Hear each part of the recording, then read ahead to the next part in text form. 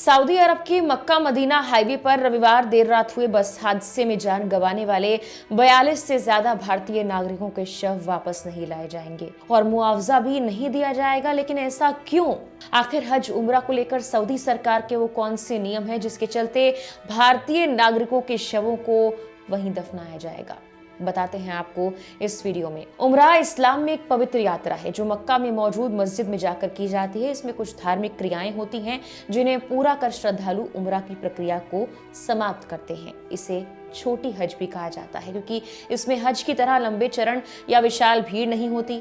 भारत समेत दुनिया भर से लोगों की बड़ी संख्या इसीलिए उम्रा करती क्योंकि ये हज की तुलना में आसान है, खर्च कम आता है। साल के किसी भी वक्त में ये यात्रा संभव है, लेकिन इसी यात्रा के दौरान कुछ ऐसे नियम होते हैं जिसके चलते हाल ही में हुए सऊदी बस हादसे का शिकार भारतीय लोगों के शव वापस भारत नहीं लाए जाएंगे। दरअसल हर हज और उम्रा यात्री को सऊदी सरकार की ओर से एक फॉर्म जारी किया जाता है। यह आधिकारिक डिक्लेरेशन फॉर्म जिस पर सभी को साइन करने पड़ते हैं जो ये यात्रा कर रहा होता है। इस फॉर्म में साफ साफ लिखा होता है कि यात्रा के दौरान अगर मौत हो जाए, चाहे मक्का में, मदीना में, सऊदी की किसी सड़क पर या विमान में, तो मृतक का अंतिम संस्कार सऊदी अरब में ही होगा। यात्री खुद इसकी सहमति देता है। बाद में परिवार की तरफ से कोई भी आपत्ति कानूनी रूप से मान्य नहीं होती क्योंकि सहमति पहले ही लिखित रूप में दी जा चुकी होती है। भारत से जाने वाले अधिकांश यात्री हज कमेटी या प्राइवेट टूर ऑपरेटर के माध्यम से जाते हैं और सभी को ये फॉर्म भरवाया जाता है। इस नियम का मकसद धार्मिक यात्रा को सुचारू रखना, पवित्र स्थलों पर अंतिम संस्कार को सम्मान देना है। मदीना हादसे में मारे गए 42 से ज्यादा भारतीयों के शव भी भारत नहीं आएंगे, उनको वहीं पर दफनाया जाएगा। इसके अलावा मुआवजे की बात की जाए तो मुआवजे को लेकर भी कुछ नियम हैं।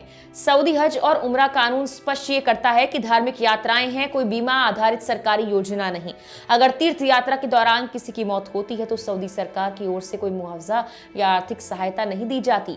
मृतक का अंतिम संस्कार इस्लामिक रीति रिवाज से सऊदी अरब में ही किया जाता है।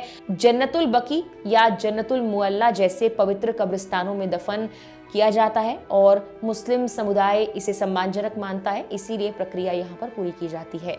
अगर यात्री ने अपने देश में निजी ट्रैवल्स या लाइफ इंश्योरेंस कराया हो तो पॉलिसी विदेश में मौत को कवर करती हो तो परिवार को बीमा कंपनी से राशि मिल सकती है, लेकिन यह सुविधा सऊदी सरकार से नहीं जुड़ी होती। पूरी प्रक्रिया यात्री के देश और बीमा कंपनी के बीच ही होती है। मुआवजा तभी मिल सकता है जब पुलिस जांच में टैंकर ड्राइवर या कंपनी की गलती भी साबित हो और परिवार कानूनी दावा दायर करे, और ये प्रक्रिया भी कई महीनों तक चल सकती है।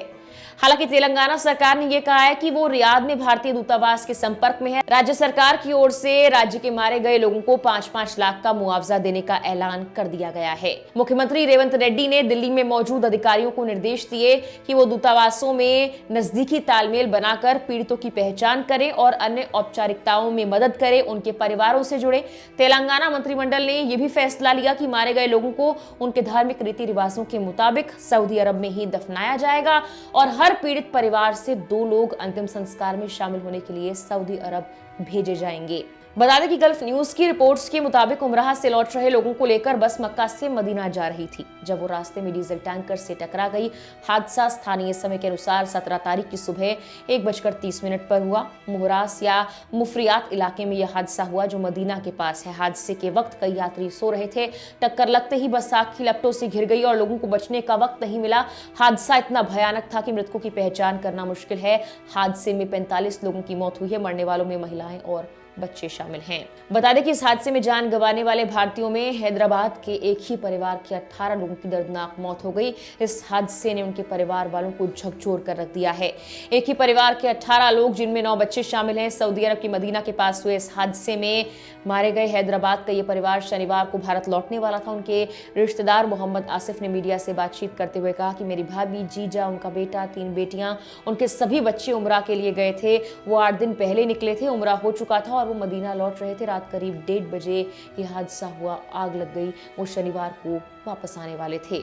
हालांकि इस त्रासदी के बीच 24 साल का एक भारतीय युवक मोहम्मद अब्दुल शोएब ऐसा नाम है जो करिश्माई रूप से मौत के मुंह से जिंदा लौट आया। हैदराबाद का रहने वाला शोएब उस बस में ड्राइवर की ठीक पीछे वाली सीट पर बैठा था, जिसकी वजह से टक्कर के बाद उन्हें निकालने में थोड़ी आसानी हुई और वो जीवित बच गए। शोएब अविवाहित हैं और हैदराबाद में छोटा सा व्यवसाय चलाते हैं। परिवार में माता पिता के इकलौते बेटे हैं और पहली बार उम्रा के लिए सऊदी अरब गए थे। दुर्घटना के बाद उन्हें गंभीर हालत में अस्पताल में भर्ती करवाया गया, लेकिन उनके कई परिवार वालों की मौत हो गई। फिलहाल के लिए इस वीडियो में इतना ही।